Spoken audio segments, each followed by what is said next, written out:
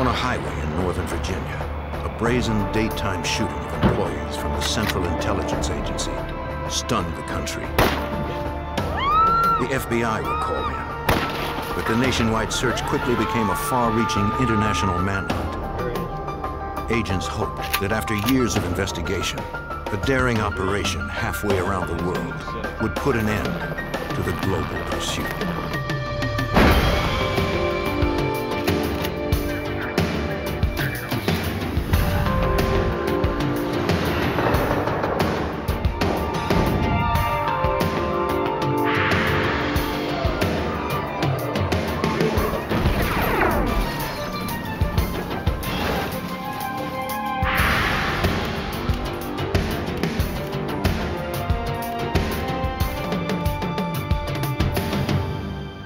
In Langley, Virginia, a terrorist fired into rush hour traffic. The victim seemed randomly selected, but the motive appeared to be political, targeting employees of the Central Intelligence Agency. I'm Jim Kallstrom, former head of the FBI's New York office. The FBI quickly became involved in the investigation, processing more than 2,000 leads and crossing an ocean in the effort to deliver justice.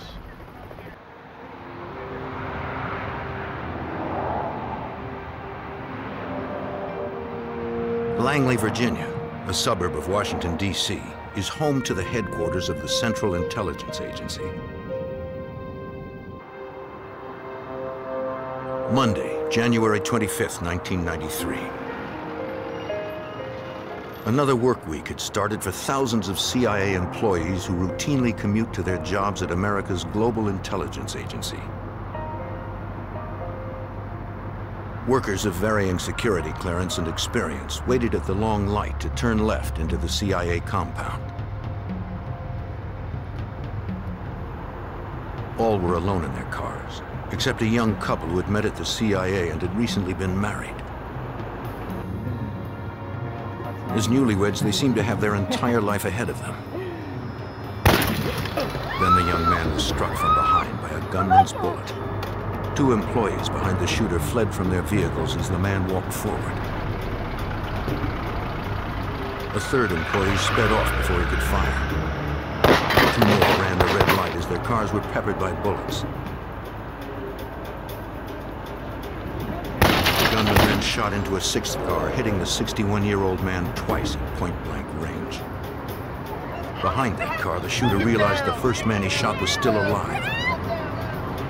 He aimed at the wounded man, this time killing him, but sparing his wife. Only one other employee remained. Frozen by fear, the 66-year-old was killed instantly by two quick shots.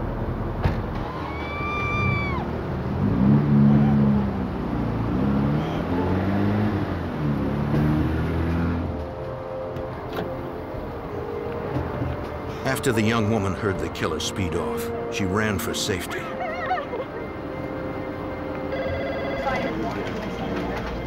Dozens of urgent 911 calls flooded the switchboard in Fairfax County, Virginia. All available units were ordered to respond.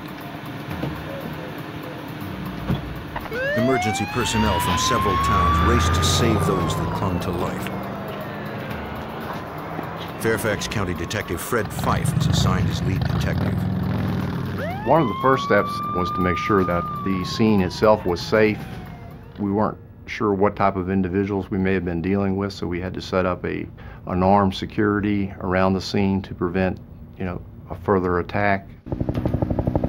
Choppers searched for the fugitive from overhead. Several motorists reported seeing him flee into the surrounding woods after he drove off. The CIA immediately dispatched its tactical security forces to comb the 250-acre compound in and around headquarters. An exhaustive search turned up nothing. Authorities secured a 3-mile radius and closed busy Route 123 except to emergency personnel. At the crime scene, police found 2 dead and 3 critically wounded. 4 others escaped unharmed, 3 of them women. FBI Special Agent Brad Garrett arrived moments after the shooting. The first thing you do when you walk into a crime scene is, what's the obvious? Well, the obvious is this appears to be directed towards the CIA. It might be directed towards the individuals that were shot. But it was clearly somebody wanted to make a public statement during the rush hour traffic. The victims were rushed to area hospitals as investigators began to interview the survivors. Their first step was to alert the public and area law enforcement to the description of the fugitive and his vehicle. But most witnesses saw little, and their accounts varied.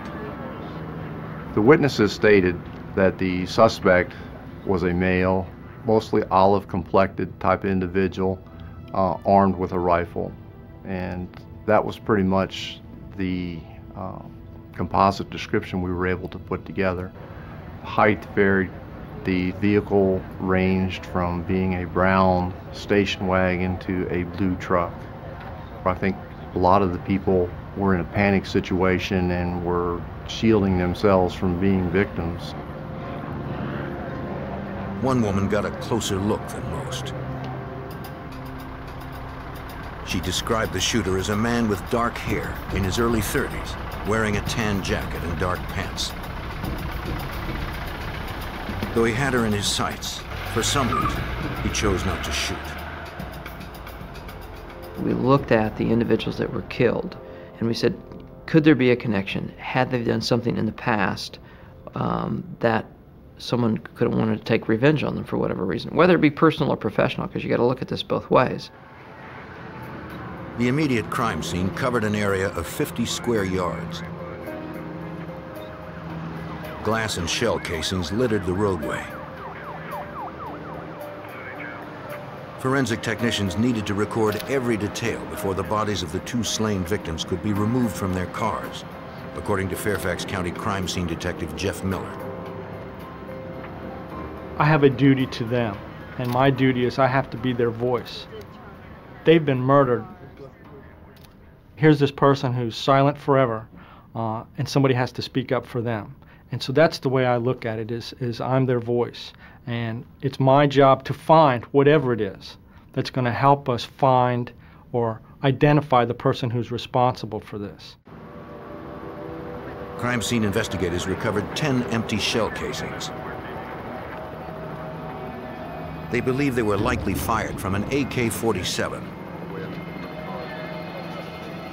Towards the back of the cars, where the gunman began firing, technicians also recovered one live round. The forensic evidence always tells the truth. It's never clouded by someone's perception. It never lies to you. It's always telling the truth. And it's my job to find it. All I have to do is find it. And once I find it, and I'm able to examine it, it's going to tell me exactly what happened. The live round on the ground told investigators that the weapon was a semi-automatic and had most likely jammed before the killer fired his first round.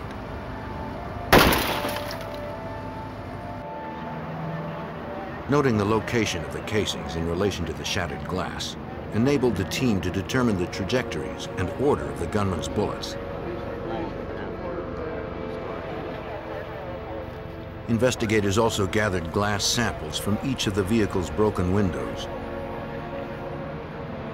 They hoped the combination of several types of glass found in the same location would prove significant.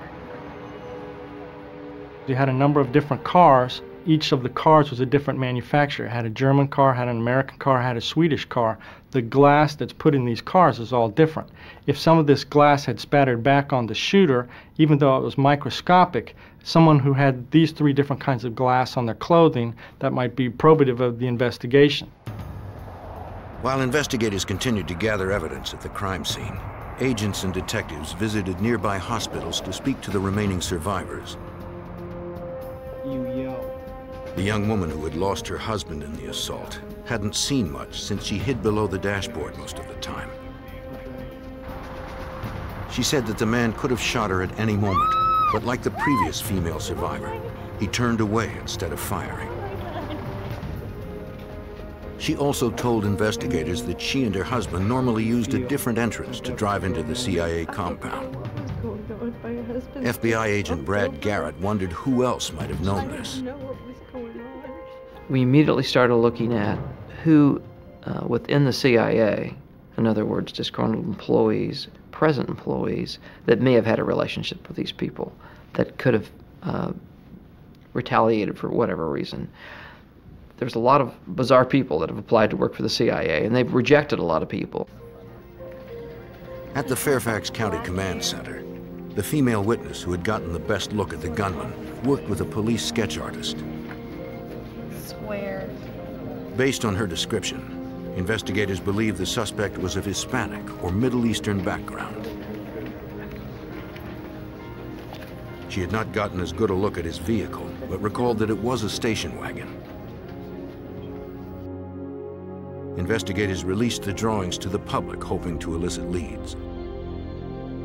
One of the first things we had to do was to get out through the media that afternoon a phone number or a system where the potential witnesses that had been in that area that morning could contact us. And we needed to isolate a phone number for that purpose and get it out to the media as quickly as possible. As calls poured in, agents and detectives were still grappling to find a clear motive for the shooting. If they could deduce a reason for the shooter's actions, it would limit the potential suspect pool. Agents searched the victims' backgrounds for possibilities as to why they may have been targeted. He then walked up to this car and fired one more shot into car H. Once we started looking at the backgrounds of the individuals that were shot, and we looked at the circumstances as to why they were at that intersection, it didn't appear, at least to me, that there probably was a link between them being shot, those particular individuals being shot, and the person or persons that shot them. Just 8 hours after the shooting, Fairfax County Detective Jeff Miller examined the cartridges recovered from the pavement at the crime scene. He confirmed the shells were from an AK-47 assault rifle, a weapon used primarily by Russian and Chinese armies. Upon closer inspection, Detective Miller discovered a latent fingerprint on the shell. The difficult part about this whole situation was cartridge casing is a cylindrical shape. The fingerprint went about 300 degrees almost all the way around this cartridge case. So what I had to do was photograph it in different steps. I'd photograph it, then I would turn it about 1/16 of an inch, adjust the light so that it was exactly the same, and photograph it again. And then I would continue to do that over and over so that I had photographed the entire circumference of the cartridge casing. The hour-long process yielded one complete fingerprint. It was investigators' first solid lead. Detectives fed the print into a system that was connected to 185 other databases throughout North America. We could take that one latent fingerprint and send it to any automated fingerprint system in North America and ask them to search their database to see if that fingerprint was on file or was recorded within any of their automated systems. Unfortunately, the extensive search provided no match. Print it out? Yeah. Either the suspect had no record, or he had not committed any crimes within North America.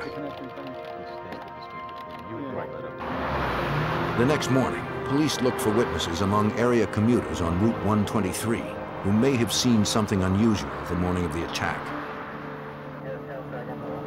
They handed out flyers with a sketch of the suspect to 3,000 motorists. Intense media attention generated sightings from across the country. None immediately panned out, but the reports were maintained in the command center's growing database. Through the night, patrols on the roads around Northern Virginia and the Washington, D.C. area remained on high alert. That evening, a car fitting the description of the suspects was pulled over by a Virginia state trooper. The trooper called for backup, then approached the vehicle. He had no idea if he had the shooter or if the man was carrying an AK-47. On January 26, 1993, 36 hours after a lone gunman opened fire with an AK-47 in front of CIA headquarters, killing 2 and wounding 3 others, Virginia state troopers stopped a vehicle that fit the description of the suspect's car. Put your hands up. Keep your hands up. The killer had been described vaguely as having an olive complexion, medium build, and dark hair. Okay, buddy, we've been looking for you. Though the man troopers stopped also fit that description, a fingerprint check confirmed he was not the fugitive. Okay, then we have, By now, dozens of personnel from the CIA, ATF, and the FBI had joined Fairfax County Detective Fred Fife's team in pursuit of the murderer. As additional manpower was needed for different areas, they were brought in and supplemented us. The FBI was very generous. They supplied us not only with the hard technology, the computers and so forth, but their clerical staff to maintain the information management system that we had designed, that we felt we could process the leads as they were coming in. FBI Special Agent Brad Garrett was concerned that despite recovering a fingerprint from a shell casing at the crime scene, investigators were still unable to identify the perpetrator or his motive. All they knew for sure was that the gunman used an AK-47. So I made this decision. I said, let's go back and look at all the AK-47s purchased in the last year. And the reason we did that was that typically people who commit these kind of acts buy their weapons a short time or acquire their weapons a short time before they commit the act. Over the next several days, ATF agents visited gun shops in the Virginia and Maryland area outside of Washington, D.C., since the purchase or possession of firearms is forbidden within city limits. They discovered that 1,000 AK-47s were purchased in Northern Virginia over the past year. Another 600 had been purchased in Maryland. Agents gathered records of every purchase and entered the gun owners' names into the command center's large computer database. At firing ranges within 100 miles of CIA headquarters, agents also questioned gun owners directly. We're investigating the shootings near the CIA headquarters. They asked if they remembered anyone in the past year who matched the suspect's description and had practiced with an AK-47. They remembered no one. By February 1st, a week after the shooting, investigators hoped their growing database of witness descriptions and gun purchases could provide a common link among the thousands of names and police reports entered so far. Agents and detectives set parameters for the database to cross-reference the suspect's physical characteristics with those who made a recent purchase of an AK-47 and who had a local address. The computer returned one name, 28-year-old Mir Aimal Kansi. He had purchased an AK-47 3 days before the shooting. He was a Pakistani immigrant who lived in Herndon, Virginia, and was reported missing 3 days after the shooting by his roommate. Investigators immediately dispatched a team of agents to track down Mir Aimal Kansi. Kansi was not at home, but the roommate who reported him missing worked at nearby Dulles International Airport. Kansi's roommate, also a Pakistani immigrant, was employed by a security company to operate a magnetometer that checked passengers for weapons. Agent Johnson, I need to question him. Okay. Come with me? Yes, sir. Okay.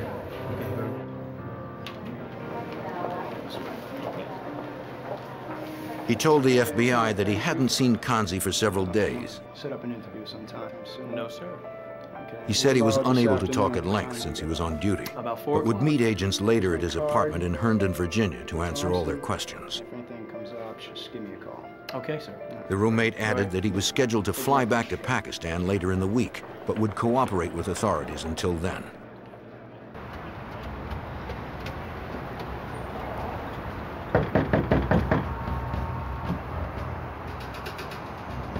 When investigators arrived to question the roommate again, he wasn't there.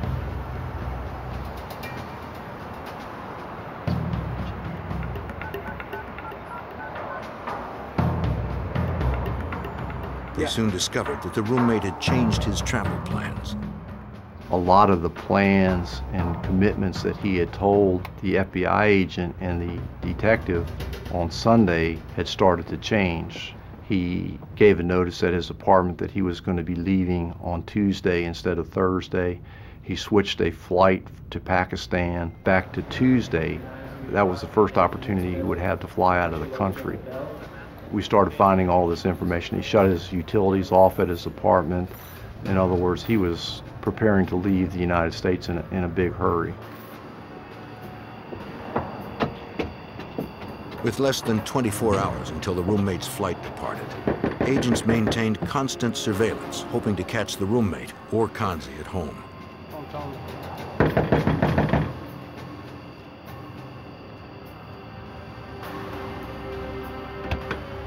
What's up? Their perseverance paid off. They found the roommate alone at home. So, what happened yesterday? There were few items in the apartment. Mind if I in the bedroom? No problem. It appeared that both Kansi and the roommate were not planning to return. The man didn't know where Kansi was now, but consented to allow the investigators to search what was left in the barren apartment. In a suitcase stored in the bedroom, agents discovered a Beretta and Makarov automatic pistols, ammunition for an AK-47, and a bulletproof vest. About 10 years. About 10 years.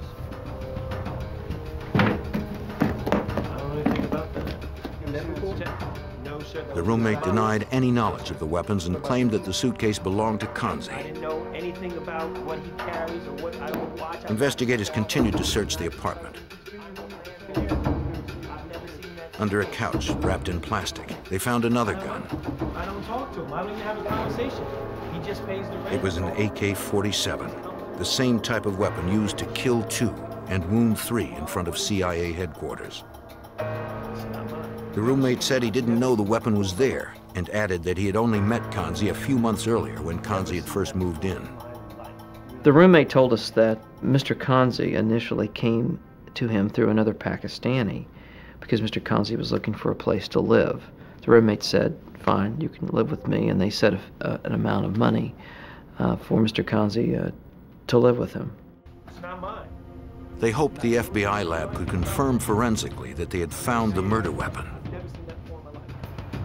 But for now, their prime suspect, Mir Aimal Kansi, was still unaccounted for. By February 8th, 1993, 2 weeks had passed since a lone gunman opened fire with an AK-47 in front of CIA headquarters in Langley, Virginia, killing 2 CIA employees and wounding 3 others. The FBI, ATF, and Fairfax County Police believed 28-year-old Mir Aimal Kansi, a Pakistani immigrant, was their prime suspect. At Kansi's apartment in Herndon, Virginia, investigators continued their search where they had found an AK-47, the same type of weapon used in the CIA shootings. Kansi was missing, and his Pakistani roommate, who was scheduled to return to Pakistan the following day, had no idea where Kansi was now, according to FBI Special Agent Brad Garrett. The roommate told us that he really didn't spend much time with Mr. Kansi. The roommate worked 2 jobs, Mr. Kansi worked a job.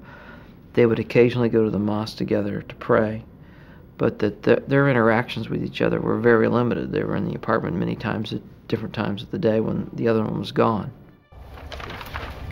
Hoping to assail investigators' suspicions of him, the roommate signed his consent to assist with the investigation.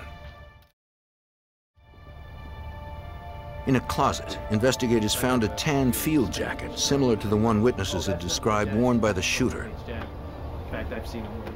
The roommate told them the coat belonged to Kansi. Outside the apartment, the roommate pointed out Kansi's vehicle parked at the curb, a small pickup truck. Officers confirmed it was registered to the suspect. Yeah, we've got a Inside, they spotted a map that was open to the CIA headquarters area in Langley, Virginia. Okay, look at that. Close by, they also saw a clipping about the CIA director. Agents would need to secure a warrant before they could conduct a more thorough search. If this was the vehicle used by the killer, witnesses' descriptions of the car at the shooting had been wrong. Though the roommate had cooperated with investigators, Fairfax County Detective Fred Fife wasn't going to take any chances. We knew Mr. Kansi's roommate was planning on leaving the United States because he had purchased airline tickets for a flight out of the United States, which was one way. He was not planning on returning. He was deemed a material witness to the investigation and subsequently taken into custody and held based on his abilities to flee the United States. At police headquarters, investigators continued to question Kansi's roommate. He might do something violent. It was the night that He told them Kansi had worked as a messenger for a local courier service since August of 1992. 6 months earlier, in February 1992, Kansi had received political asylum and a work permit from the Immigration and Naturalization Service.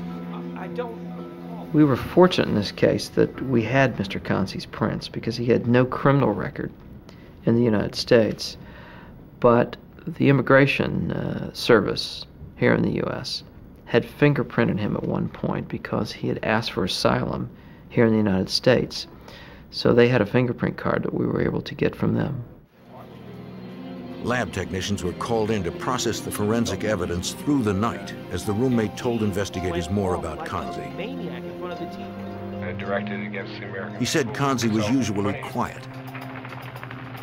But when he watched television news reports, he became enraged at how Muslims were being treated during conflicts in Bosnia, Iraq, and Israel. That's when Kansi vowed to take action. The roommate eventually admitted that Mr. Kansi had told him that he was going to go do something big.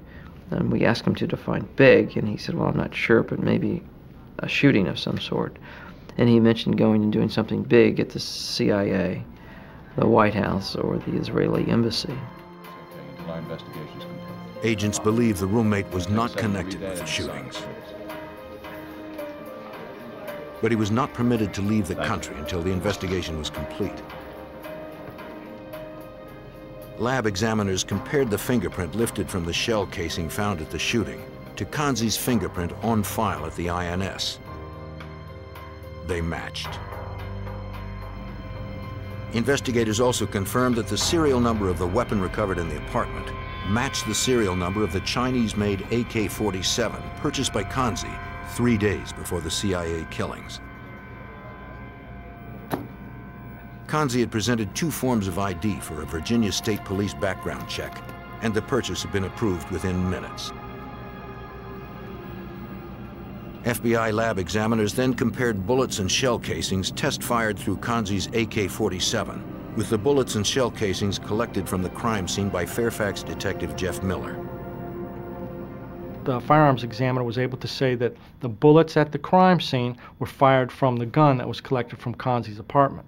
He was also able to examine the cartridge casings that he test-fired at the laboratory from the AK-47 and compare them to the cartridge casings that I collected at the crime scene. And he was able to say that the cartridge casings at the crime scene were in fact fired from the same weapon. Technicians next examined the field jacket seized from Kansi's apartment closet. If this was the same coat witnesses had seen the shooter wearing when he fired point blank into their vehicles, tiny shards of glass would be embedded in its material. You had glass from a German car, glass from a Swedish car, glass from an American car, and if he had all 3 of those types of glass in his clothing or on his shoes, then that would be pretty obvious that he was, if not there, at least he was near the scene when it happened, because he's got all this glass on him. They were able to find glass particles in his clothing that matched the type of glass that came from all of the vehicles at the scene. Investigators had enough evidence to charge Mir Aimal Kansi with capital murder and malicious wounding. The FBI also filed charges of flight to avoid prosecution and offered a $100,000 reward for information leading to Kansi's capture. Agents fanned out to interview members of the Washington area Pakistani community. They were looking for Kansi's friends, acquaintances, or anyone who had come into contact with him. We learned that Mr. Kansi had gone to a market in Herndon, Virginia, and the individual who ran the market had a connection at a travel agency. And we learned through this individual that Mr. Kansi had come to him on the afternoon of the 25th, the day of the shooting, and bought a one-way ticket to Pakistan. The manager said that Kansi had only one suitcase and needed a ride to the airport, so the manager drove Kansi there himself. Agents confirmed that Kansi boarded a flight to Quetta, Pakistan, a city less than 80 miles from the Afghanistan border.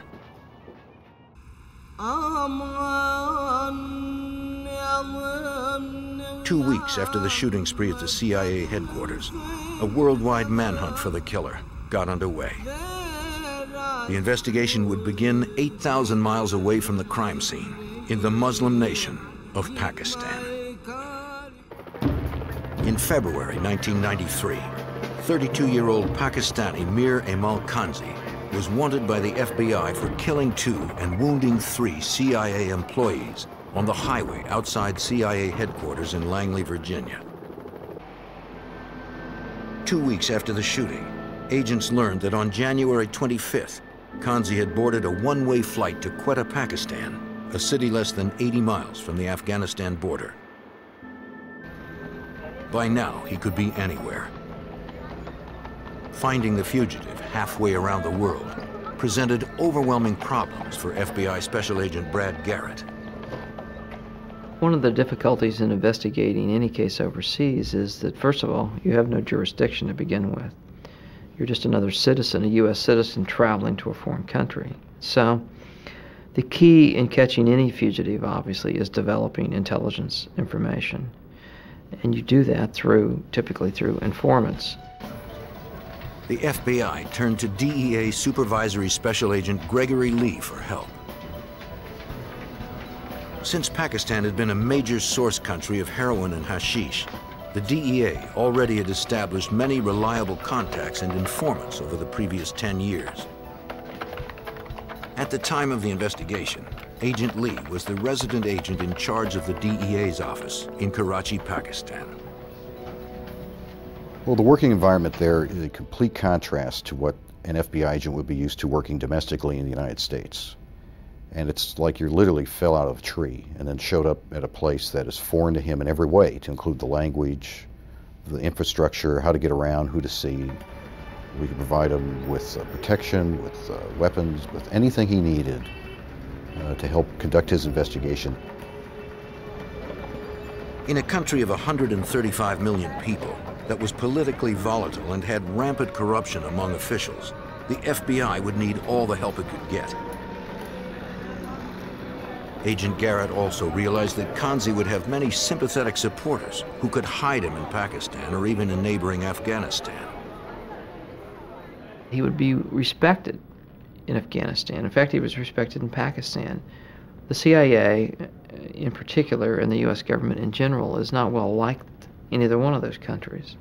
And as a result, people didn't want to give you information about him, because they thought what he did was, in some people's words, heroic.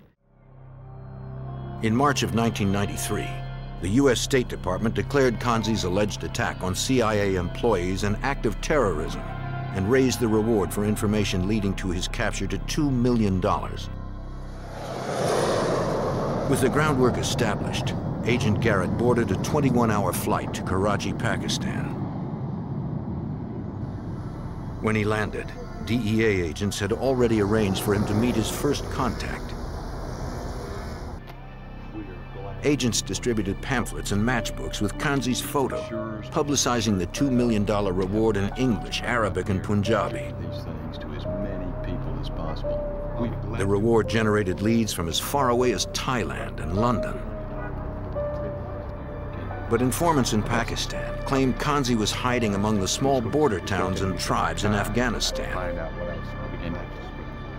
Kansi's family originally was from Afghanistan. Their family roots go back to Afghanistan. And keep in mind that the city that Kansi is from, Quetta, Pakistan, is only about 80 miles from Afghanistan. And so the natural link between Kansi, Quetta, family heritage, and Afghanistan made sense. Agents traveled to Kansi's large family home in Quetta and interviewed his brothers who were wealthy landowners.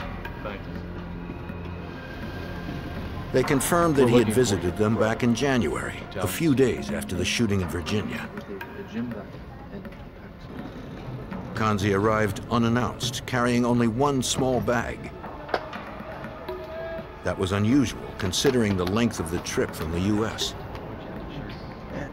The brothers also thought it was odd that Kansi was wearing no coat, since winter in Pakistan was then at its coldest.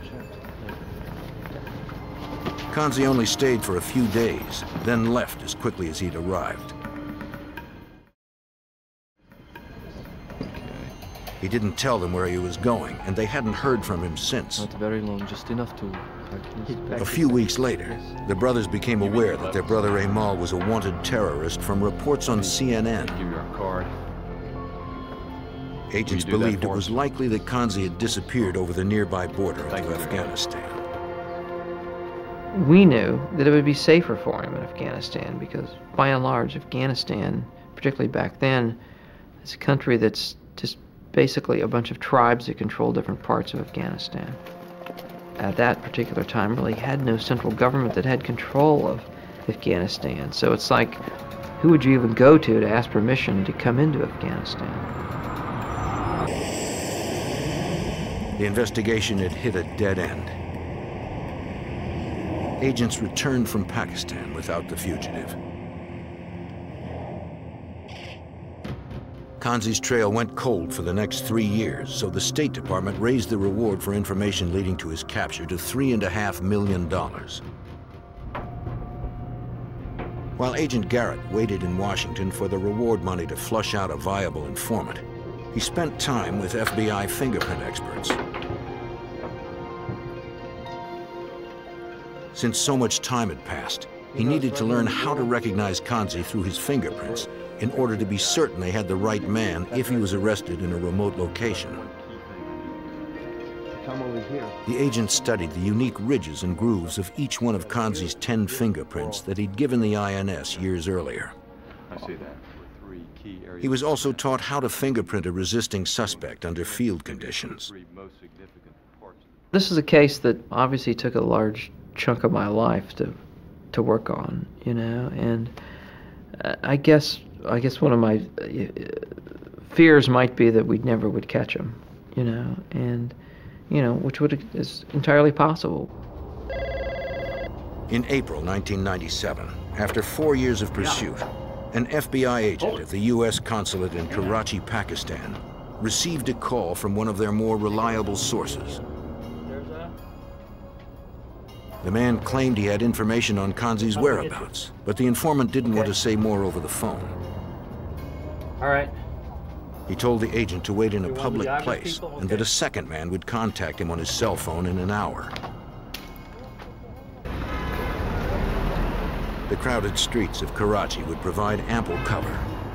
If the wrong people saw the informant talking to an American agent, he would certainly be killed.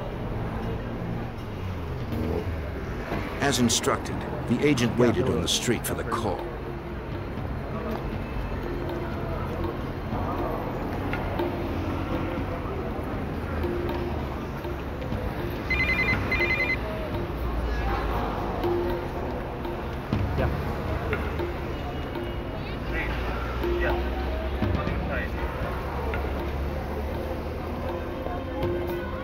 The agent hoped his contact would have viable information that would finally lead the FBI to Kansi.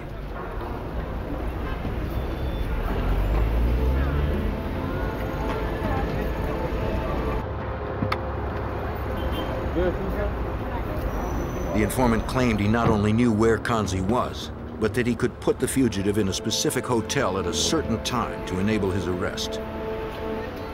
The informant represented a group of Kansi's protectors who decided the reward money was too great to pass up. The highest levels of the U.S. government were involved. The White House approved a secret arrest plan. The Secretary of State then secured permission from the Pakistani leader for U.S. agents to carry out the operation. Pakistan is very sensitive to their image. They're very proud people. They don't like the idea of a Pakistani being identified as an international terrorist, somebody who would travel halfway around the world to Washington for the purpose of killing CIA employees. To them, he's an embarrassment. Gentlemen, welcome. Agents arrived in Pakistan with a special ops team from the FBI training facility in Quantico, Virginia. They would need to extract Kansi from a hotel room in a remote desert town in north-central Pakistan, where their informant promised he'd be.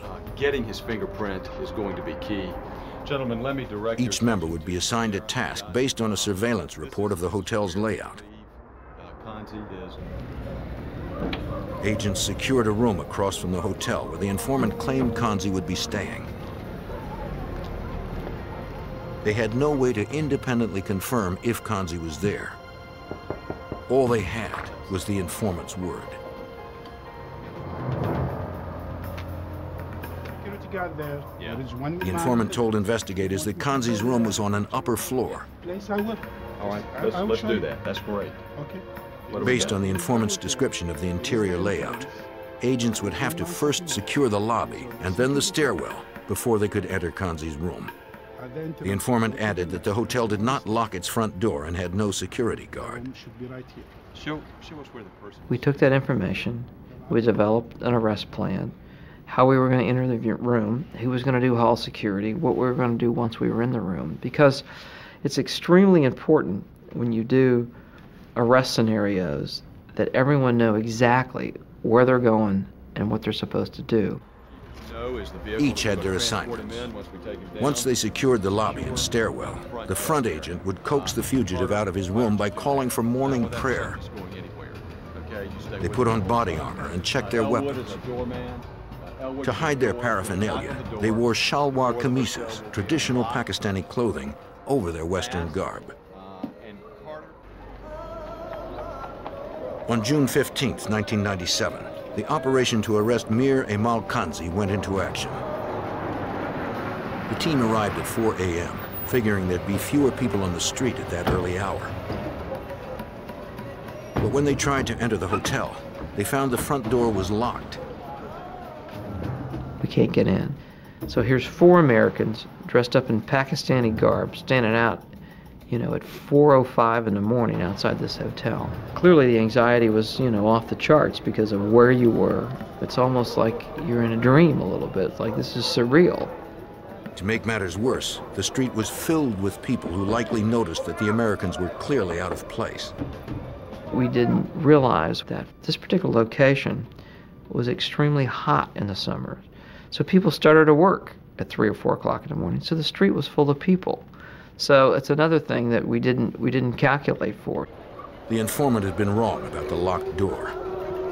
After 4.5 years of pursuing Kansi, the FBI had hit another obstacle. On June 15, 1997, an FBI arrest team disguised in Pakistani garb attempted to gain entry to a locked hotel in north-central Pakistan where they believed suspected terrorist Mir Aimal Kansi was hiding. But to FBI Special Agent Brad Garrett, it appeared that their informant had misled the team. When we went up to the hotel, and the initial intelligence was that the door would be unlocked and there'd be no security guard, and we get there and the door is locked, and then within a few minutes we realized that there is a security guard there. Agents summoned the guard and pushed their way into the hotel. The team secured the lobby and moved quickly up the stairs. They hoped the informant had been correct about Kansi's room number, if the fugitive was in fact there at all. When everyone was in place, the front agent knocked on the door and called for morning prayer to coax out whoever was on the other side of the door. If Kansi was inside, he may be armed. Agents prepared for the worst.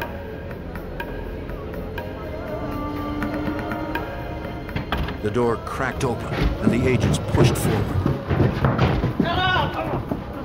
The man put up a struggle and began to scream. He had to be gagged so others in the hotel would not be awakened. I tell him, after he calms down a little bit, that if I take the gag off, will you promise not to yell anymore? And he said yes. So we take the gag off. He doesn't yell anymore. I ask him his name. He says an obscenity to me in English. He didn't look like his picture. He gained weight. And I said, you know, I'm not sure if this is the right guy. The agent hoped the man's fingerprint would match prints Kansi had provided for the INS 6 years earlier. Okay, guys. He inked the suspect's thumb and compared it to Kansi's known thumbprint. What are you?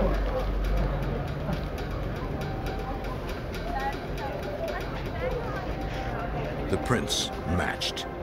After more than 4 years and 8,000 miles, the FBI finally had suspected terrorist Mir Aimal Kansi in custody. But their mission was by no means complete. Not only did they have to get Kansi and themselves out of the hotel safely, but also out of Pakistan altogether. DEA Supervisory Special Agent Gregory Lee assisted the FBI with logistical support in Pakistan. You've got a guy in custody now, and you're in a foreign land, you're about 8,000 miles from home, you're out in what's essentially the high desert that would be Death Valley here, and you're trying to get this guy from Pakistan back to the United States. Americans holding a Pakistani citizen captive in his own country is dangerous. Agents drove the international fugitive to a waiting helicopter and flew him to Islamabad, where permission for extradition was granted the next day. FBI headquarters in Washington was informed with a code phrase: the package has been delivered. The arrest team flew Kansi out of Pakistan on an Air Force plane. To avoid landing in a foreign country, the plane was refueled in mid-air, so Kansi could not ask for asylum before facing justice in the United States. During the 21-hour non-stop flight, Kansi confided that he'd been in Afghanistan for almost the entire 4 years while he was on the run. He also claimed responsibility for the shooting in front of CIA headquarters. As a political statement against the CIA of the United States, he had decided to kill workers before they pulled into the heavily guarded entrance. He explained that he didn't shoot any women because Islam forbids it. He said that after the shooting, he was surprised that he was still alive. So he drove to a nearby park, went to lunch, then bought a plane ticket to Pakistan.